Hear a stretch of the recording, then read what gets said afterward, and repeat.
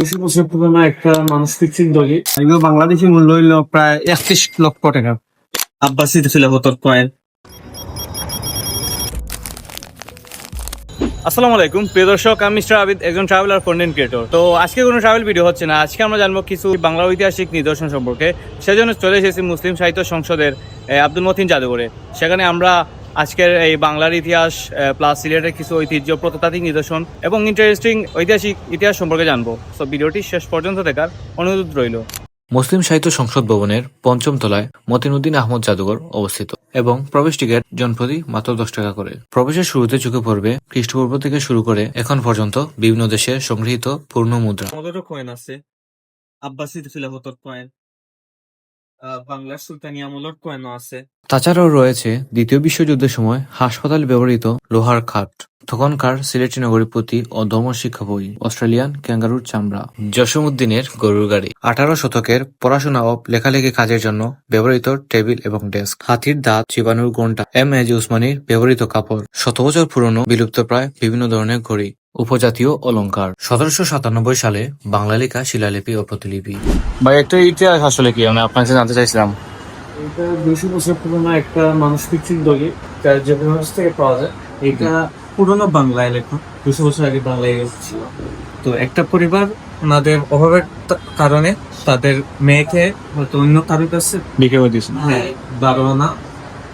11টাতে আরও রয়েছে 1612 সালের হস্তচালিত ছাপার মেশিন, 19 শতকের লোহার তৈরি সিন্দুক, বিশাল অজগরের চামড়া, হাতির দাঁত দিয়ে তৈরি বিভিন্ন তৈজসপত্র, তখনকার সময়ের ব্যবহৃত পালকি, বিলুপ্তপ্রায় সাইকেল, হাতির দাঁত ও কাঠের তৈরি হাত পাকা, সংগৃহীত পুরনো অস্ত্র, 1857 সালের ব্যবহৃত টাইপরাইটার। তো আমার পিছনে যে পেনগুলো দেখতেছেন এগুলো প্রায় 100 বছর আগে। আর ইন্টারেস্টিং ব্যাপার হচ্ছে এই পেনগুলো এখনো রানিং, এখনো চলতেছে।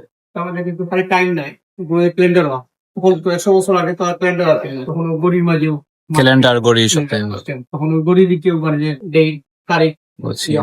এটা মোটামুটি কত বছর আগের প্রায়? এগুলা ধর 140-30-40 নতুন মোটা মোবাইল সেমনি ইউজ করতাম।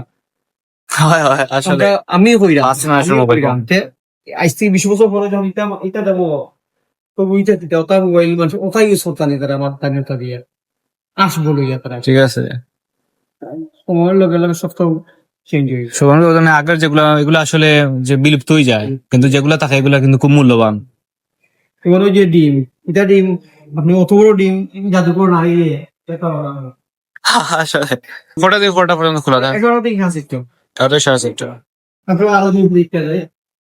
আলহামদুলিল্লাহ যে একটা পাথরের মাঝে দুইটা ধর্ম, এই সাইড লোক বুদ্ধ ধর্ম আর সিনচন নিয়ে এটা হলো হাদিস, ইসলামের হাদিস।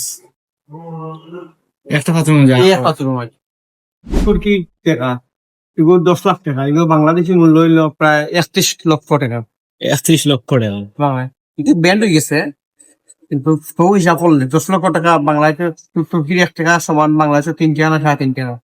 ইন্টারেস্ট।